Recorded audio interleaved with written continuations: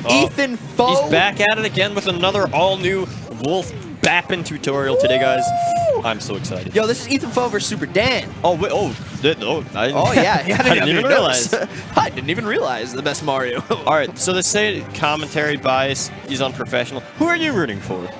I'm huge fans of both of these guys. I just want some good Smash. All right, I'm going to root for myself as I play my losers match. All right, good luck. Have fun. Thank you. You too. Bye, buddy. You gotta go. Hand off. Here's my I don't know boy who's Zach. coming out with, but keep it going here. EthanFo, Super Dan. Percents are very even right now. The Mario Wolf matchup is actually probably a pretty volatile one. I would understand. I mean, both these characters are really good. Both these players are really good. So I'm just expecting good Smash. What's up, Zach? What's going on, Nick? How's it going, bro? Dude, we got Super Dan versus EthanFo. Dude, I know who it is. You were talking to me right now like I don't know who these guys are? He's young EthanFo, bro. Young EthanFo? The young EthanFo. I was actually really excited to see this match. I looked it up on a bracket and I was like, Super Dan versus Ethan? Bro, I'm about to pop off. Ethan! Ethan! Back throw, not going to take it right now, man. Charging that Flood, though, I love the shine. Oh, also, something I wanted to mention when I was watching his game a little earlier was he was playing Snake. That was interesting. Yes. Ethan's kind of just like going and trying out everyone right now because after Olimar sort of got the D sauce, if you want to call it. Sure. He's been trying out Wolf, he's been trying out Snake, and I think Wolf's like his new main, kind of. So, he plays both of them proficiently. He did play Snake immediately after Olimar got nerfed. He switched to Snake immediately, and he's been on Snake for a minute. He wins his weekly with Snake pretty much like consistently every week. He comes here because he needs a challenge. His weekly is like 8 people strong. Gotcha. And he just bodies it every time. So the drive out for here, if he is to make money, it's worth it. You know what I mean? Exactly. Yeah, I get that 100%. And he's probably going to get about as much of a challenge as he was asking for because Super Dan is no joke. No. Super Dan's nasty. Probably top 5 Mario in the world right now. So he might even be top 3. I don't know. Yeah. I don't know many other Marios doing it, but that's going to be a stock right there, man. EthanFo's looking strong. Yep, little sweet chin music. That's all it's going to take. Dan loses another stock. It's a treat to see Dan out here, too. Dan's another one of those top-level players in Chicago that we don't see out here as often as I think we would like. Yeah, the reason he just missed that jab lock, but the reason he's out here now is because he's done with school for the summer. Oh, okay. And I believe he stays close to Tinley, if I'm not mistaken. I know where that is. Yeah, that's a little bit east of us. Okay. Either way, a little skirmish right here in neutral. Dan is not far away from being able to take away Ethan's stock real quick. Any wrong move Ethan takes could very easily, if he's close to Dan, could result in a forward smash or an up smash here. Oh my gosh, he just grabbed him right out of the up smash animation to continue this pressure. Dan, however, with the back throw, still living as EthanFo. I like the fireball dodge. That was huge. Getting gimped there would have been a huge momentum breaker for Ethan. Now he's in the positive roll. Trying to look for a nair there off stage to steal it. Doesn't get it, and the turnaround up smash by Dan. That has to be a trademark now of this man.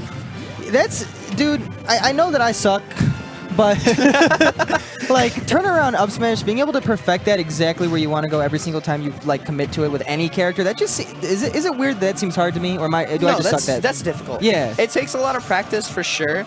It takes even more practice to have it as good as Dan has it. I mean, it's just perfectly placed every time. Get off me, F smash, sending Ethan to the right side of the stage. This has gotten really close all of a sudden. One thing I really want to point out here is that most of the time, Dan is excellent at punishing like misspaced aerials and stuff. But right now, he's having a really tough time hitting Ethan out of like when he comes in and does like an approaching fair. Like even right that, like he literally just locked down game 1 as I was talking about it. That was close. Dan should have that's a punish that Dan will get like every other time. I don't know what's happening right now. You know why? Because Ethan's smart, bro. and let me tell you, like, tell me why. Okay, because I was watching Polaroid in Dan's game, and it was very clear that Polaroid would always go for options where Dan could still eventually just hit the turnaround up smash. He was still in that distance. Anytime Ethan goes for forward smash, it on Dan's shield, it pushes him away enough to where even if it doesn't hit him, he can't do anything anymore. So you're talking about it's the spacing game that's making the difference. The spacing game is huge part of why Ethan won game 1. That's interesting. Maybe I'm not giving enough credit to the young EthanFo then, because I was going to say a comment like maybe Dan's off his game just a tad bit right now. I know Dan historically, like kind of a meme, game 1 he learns, right? He spends game 1 like learning options and things like that, and then like usually if he's playing like a round 2 or a round 1, game 1 will be weirdly close considering it's Super Dan. Yeah. And then game 2 is a body bag. Exactly. So I'm interested to see how this is going to play out with a little bit of downloading on EthanFo here. Yeah, you're exactly right. I mentioned it before. Dan has sort of that fire-up quality where he learns and then he just sort of rolls over whoever he's playing against. But yeah. Ooh, just like that. Just like that, man. Ethan said high five, and Dan was like, I'll give you one of my own, bro. You were just talking about how well spaced his forward smashes were EthanFo's. And literally tried to space one out there, and Dan had an answer this time, going for F smash instead of up smash, man. This guy just learned. Yo, every time I see Mario go for that up B, I think that whoever he's carrying is just dead. Oh, yeah. We're so it's like Stockholm Syndrome from Smash 4. We just expect it. That's not going to kill, but that's going to be a great position for Dan to be in now. What can he get with the edge guard? Oh my gosh, EthanFo squeaks by. Yo, what happened? EthanFo was like, he lost stock and I was at 140.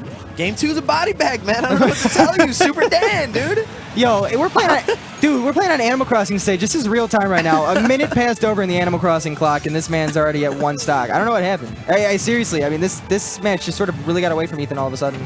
It's a crazy feeling when you just like know your players. You know what I mean? Well, you know what the thing is that I wanted to mention, when Ethan missed that first forward smash and then Dan retaliated with his own, the important thing there was Dan didn't shield anymore. He actually waited for Ethan to like extend his hitbox with the F smash, and then Dan retaliated with his own. He hit the claws, yeah. Exactly. Ethan definitely hurtbox shifted into the range of that F smash. You're absolutely right.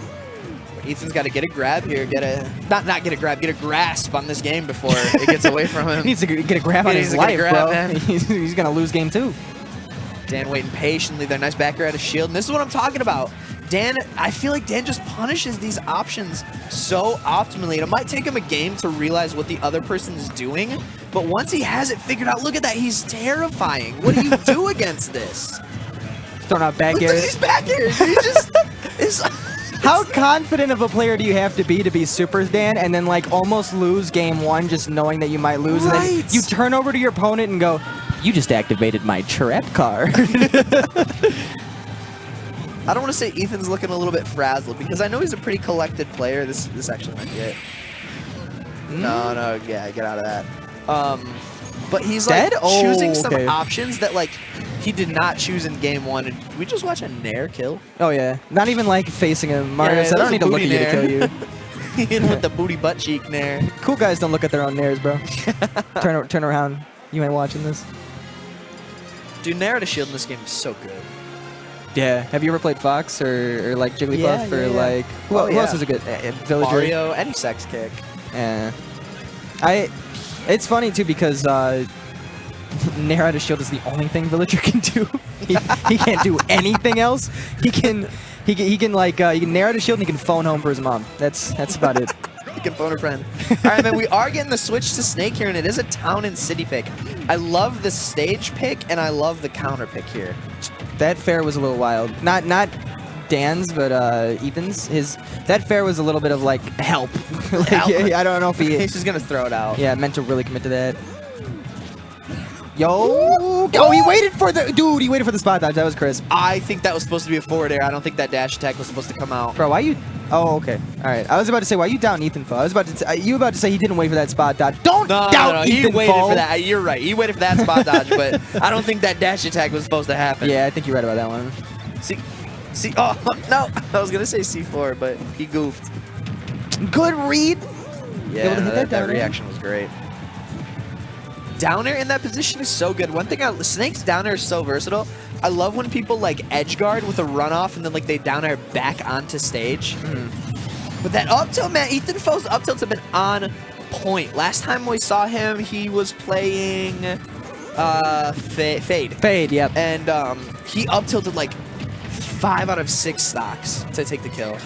And they're just so well placed. I actually really like this switch too. A good up smash from Dan to finally take the stock, but one thing you really have to credit Ethan for playing both Snake and Wolf is that they're two completely different characters. At one moment, you have a character who more sort of just pressures you with his nasty claws, getting up close to you, close combat, and then you have to deal with Snake, who just throws grenades until he dies. Yeah, basically. Sometimes he throws grenades and then dies on purpose. One thing that Dan didn't even see that one. The camera was low because he was down and you couldn't see the grenade over the lip of the stage. That sucks. That was silly. Works for Ethan though. Ooh, and that F smash is gonna work for Dan. Try to get a neutral get up on ledge is not gonna work. That was an excellent call out there from Dan to lock that one down. Another reason I really like the Snake pick is because Snake is heavier. And that up smash, it's going to take a while before the ups, like at least a little bit longer than Wolf for the up smash to actually kill. So you have more time. And if you are a good player, more time is the game. You know what I mean? Like just more time to be alive, more time to box. And EthanFo's boxing has been really good. And that fireball was incredible. Yeah, it was. It was really good at stopping Ethan's momentum, and now once again Dan is in the advantage state. EthanFo was committing a little bit too much to dash attack, and he was going to get punished for it a little bit, but that up tilt, he's not getting punished for that. He's able to take out Dan's stock. That was ridiculous, dude. You just air dodged through Dan's option and just landed an up tilt immediately. The Drop young the C4. EthanFo, man. This is winner's quarters. I'm actually interested to know the seeding. I feel like Ethan maybe not a tad bit underseeded, but he kind of underperformed last Tripoint he was at. Yeah, if I'm not mistaken, he got 9th. He ran into the Wrath of Neo, bro. That's what happened. Neo, okay. Him, Abe, and Jimmy all just like got schlepped, and so did Frosty. That guy, Neo that day was just on another level. Yeah, Neo was out of his mind, but yep. Yeah, eventually that up smash is going to kill. Yeah, that was a little, like, I think using that down air there, he could have drifted away, but he put himself in a bad position where he sort of had to land on Mario's head there, and Dan just up smashed. Yeah. That was that unfortunate. could be. Either way, Ethan, I wouldn't